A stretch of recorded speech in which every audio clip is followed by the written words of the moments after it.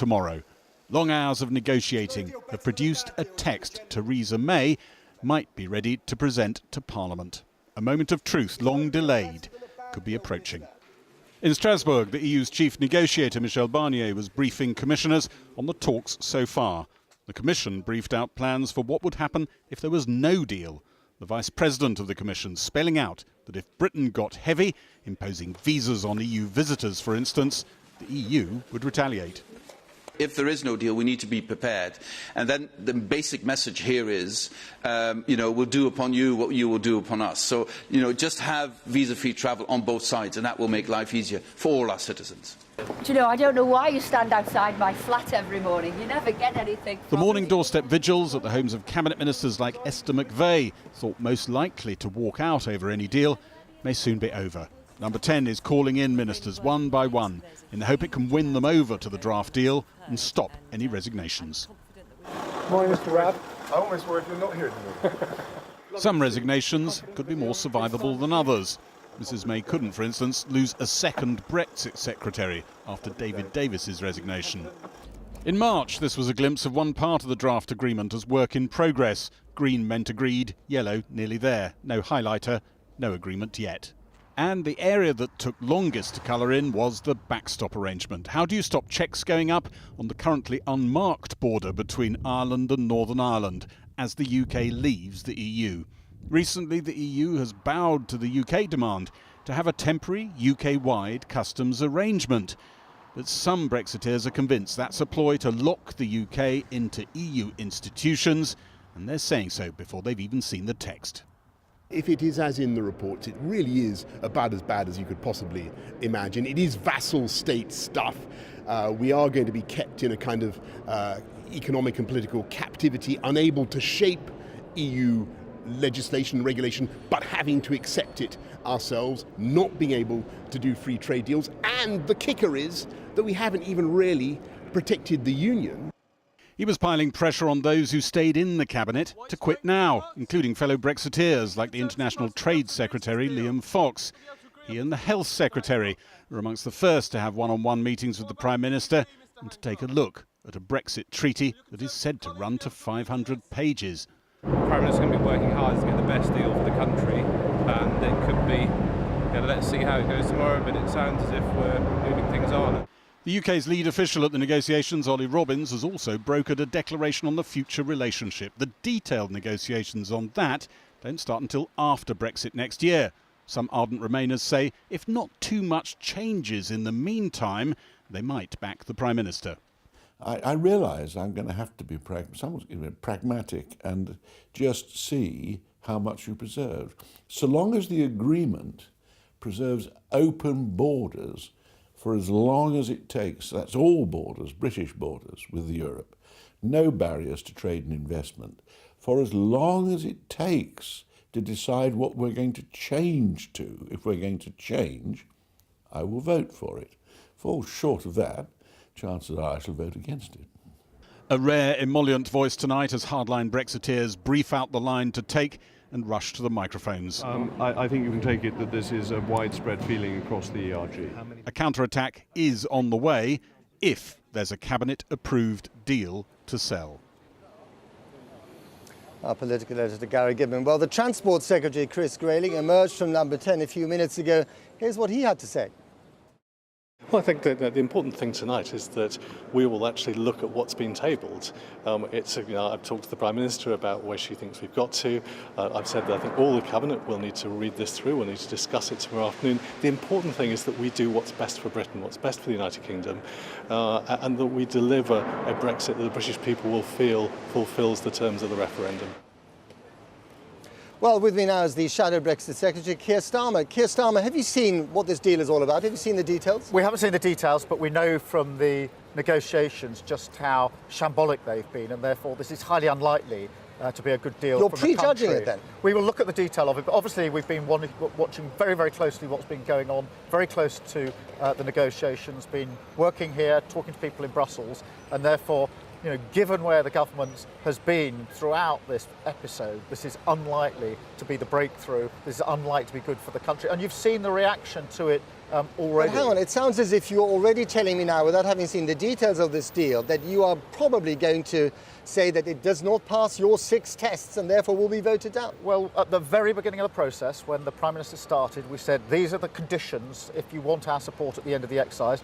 We've been at this for 18 months, watching every twist and turn, and it looks to me like the Prime Minister is a long way from home on our tests. Obviously, we will look at it, we'll look at the detail, but as I say, given the shambolic way, I mean, this has not been a negotiation that is, as it were, genuinely in the national interest. It's been a negotiation about what can the Prime Minister get past her cabinet. But the Chief Whip, Julian Smith, said tonight on camera, on the record, that he is confident he has the votes, even if, you know, Jeremy Corbyn says you've got to vote against it. So there are at least 20 Labour rebels who will vote with the government. I've been talking to the Labour Party. We're very clear in our position. We're very clear about our conditions. And I would say that there are not those votes there available for the government. They should be looking on their own side if they want to get this through. And by the reaction, it looks to me as though they're in a lot of trouble.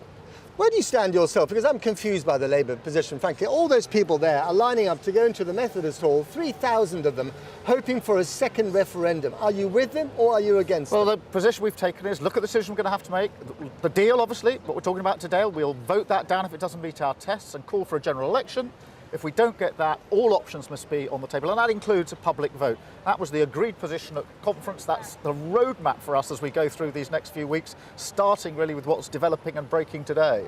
So you could still back that second referendum? Well, we've got a structured approach. We take each decision when we get to it, but in the event that the deal falls, in the event there isn't a general election, then yes, all options are on the table, and one of those is campaigning for a public vote. But we look at things as they arrive. It's a roadmap, it's a way through the difficult decisions we have to make over the next few months. But if you are voting against this deal, if there aren't the Labour rebels to vote with the government, you are voting for party before country. You're prepared to see the pound plunge, you're prepared to see the economy go down the tubes because you want to have a general election. I don't accept that. There is no national interest in voting for the wrong deal or a bad deal.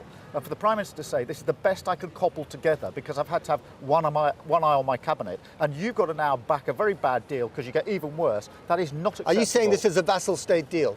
I will wait and see the detail, but at the moment, I think this is unlikely to be the right deal for the country. Right. Keir Starmer, thank you very much indeed. Well, even if there is now a deal on the table, there is absolutely no guarantee it'll get through Parliament, as you just heard, leaving businesses still uncertain about the future. Tonight, this programme has learned that one of Britain's biggest wholesale food suppliers, Bidfood, which supplies 40,000 customers, including schools, hospitals and supermarkets, is planning to stockpile in case there is no deal. It follows a similar move by Premier Foods, as our business editor, Siobhan Kennedy, now reports. Ah, the great British roast, where the family comes together and everything stops. There might be the warm whiff of a deal emanating from Westminster tonight. It's not gravy, though, but gridlock at Britain's ports that's worrying the maker of Bisto. Ah, Bisto. Premier Foods said today it would begin stockpiling raw materials to protect itself in the event of a no deal. A £10 million hit it has no choice but to take. It's not just Premier. Behind me is one of 20 massive warehouses owned by Bidfood, one of Britain's biggest food wholesalers and suppliers to supermarkets, schools, restaurants, pubs and hotels. But 40% of the food that it distributes comes from abroad. And Channel 4 News has learned that it too plans to stockpile supplies in the event a deal cannot be reached.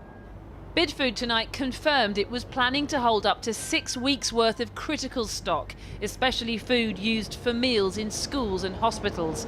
In a statement, it told this programme. Bidfood has been shaping plans for some time. Our initial assessments have suggested that in the event of a no-deal Brexit, we may need an additional 7,000 pallets of stock.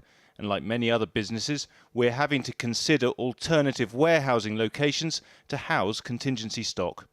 The food industry, just like cars and medicines, a stark example of the vulnerability of just-in-time supply chains. A source inside the supermarket Morrison's told us it was busy assessing other routes into the UK by air and sea if Dover grinds to a halt, saying it's their single biggest fear, given nearly a third of what we eat enters via Britain's busiest port.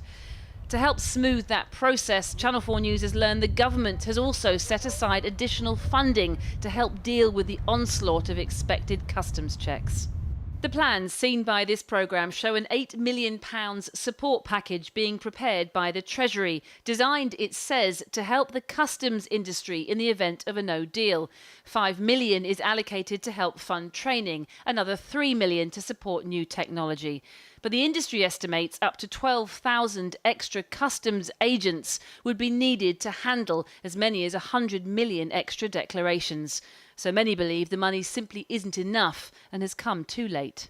This £8 million for customs agencies is only a tiny drop in the ocean, and very late in the day. We're really concerned that lots of things won't be ready in time, and even the HMRC's own chief has said that any arrangements post the 29th of March will be suboptimal as far as customs is concerned. Of course, any government intervention is welcome, but for some, like Premier Foods and Bid Food, perhaps too late. They're voting with their wallets and their pallets to keep the food flowing. Well, joining me now is Tony Blair's former Director of Communications and now supporter of a second Brexit referendum, Alistair Campbell, and the Conservative MP and Chair of the European Research Group, Jacob Rees-Mogg. Welcome to you both.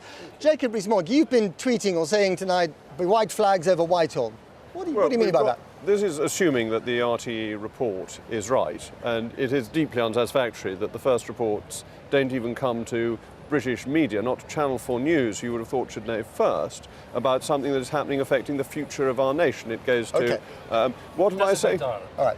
It does, but it's primarily about the UK. So you think it's surrender? Well, everything we've heard, assuming it's accurate, is the white flags going up all over Whitehall, that the Customs Union would be harder to get out of under the backstop than it is under Article 50 of the Lisbon Treaty. The standards issue for Northern Ireland means that Dublin will have more say over the rules of Northern Ireland than London or Belfast, and we're paying £39 billion for what? But you've lost your battle, haven't you? She has outfoxed you. She has run down the clock, she's outfoxed you, and Julian Smith, the Chief Whip, has said that he's got the votes. Well, I'll believe that when I see it. If you look at the votes against this already, the DUP are going to vote against it. We already have 51 members of the ERG who have gone online to say they will vote against it and stand up for Brexit. And you've got people like Joe Johnson, who are not in the ERG, saying that this sort of deal is vassalage. I think it's the job of the Chief Whip to be confident and say he can win, but he won't win on this. He will lose unless he gets the support of the Labour Party, but you've just heard from Sir Keir Starmer that he won't have that. There may be 20 Labour rebels, but our numbers are much stronger than that. You agree with him, don't you? I agree with Jacob Rees-Mogg. Yes. I agree. In terms of the vassal state. I think Joe Johnson spelt it out. It is vassalage, and we're giving money, and we're getting what in return. Now, Jacob and I might come at this from completely different perspectives, but I don't think anybody can pretend. There's not a single person in the country who voted either way in June the 23rd, 2016, who voted for this. And that's why I believe these thousands of people are queuing up tonight to go in to demand that it goes back to the people and they can actually say, is this what you voted? But if there is a deal, if it goes through Cabinet, if it goes through Parliament, those people out there might as well go to the pub and not waste their time going to your meeting. I don't agree with you at all, because I'm sorry to agree, well, not sorry, but I agree with Jacob on this one. I don't believe they will have the votes. I don't believe how anybody who voted Brexit can support this, and I don't believe how any Labour MP can actually support this either. Right. Are you going to make news tonight, Jacob Rees-Mogg, by swinging behind a second referendum? It's the only way out. Second referendum, go back to the country, make your case. A second referendum is a loser's referendum. We've had the referendum, it was won by Leave. We then had a general election where both the Labour Party and the Conservative Party said that they were committed to implementing the result of the referendum. And that's what we should do. We owe it to democracy to implement the result of the referendum, the biggest vote in our nation's history, not to change it just because a few people who lost are unhappy. Is the consequence of everything that is happening today a permanent split in the Tory party, the end of the Tory party as we know it? I think there is a risk that we are in 1846 territory. That if the Prime Minister wishes to push ahead with this, if the Cabinet doesn't stop her, it is very divisive for the Conservative Party, though the Labour Party is quite split as well. It is quite split, isn't it? But Jeremy Corbyn is determined not to give you what you want. Well, he seems to be at the moment. But again, Jeremy Corbyn, there are lots of facets to Jeremy Corbyn. One of them is that he says he listens to the members. Labour Party members, by a massive majority, want this put back to the people. And if it is put back to the people, they want to remain in the European Union. And I suspect that where we are heading, actually, is to a debate, the country deciding, do you want no deal and all the chaos that it brings, or do you actually want no Brexit, which is what all these people want? I mean, we're in the heart of Westminster, Westminster Abbey, the Houses of Parliament, 10 Downing Street, this meeting here tonight. This is the fulcrum of British politics today. We are at a very perilous moment for this country, aren't we? Whatever happens. You're absolutely right. Today is potentially a pivotal moment. Assume that what's been leaked is accurate and the future of our nation for a generation is being determined, and it is being determined badly and against so much of what the Prime Minister herself said, that she said we would be out of the customs union, that no Prime Minister could divide up Northern Ireland, and that we would take back control of our laws, our money and our borders. This is not what's happening, and we need to get back to what the Prime Minister promised the electorate. She must stick to her word. But she is also the Prime Minister of all Britons. She was elected to represent the entire country, a country that is hopelessly and bitterly divided.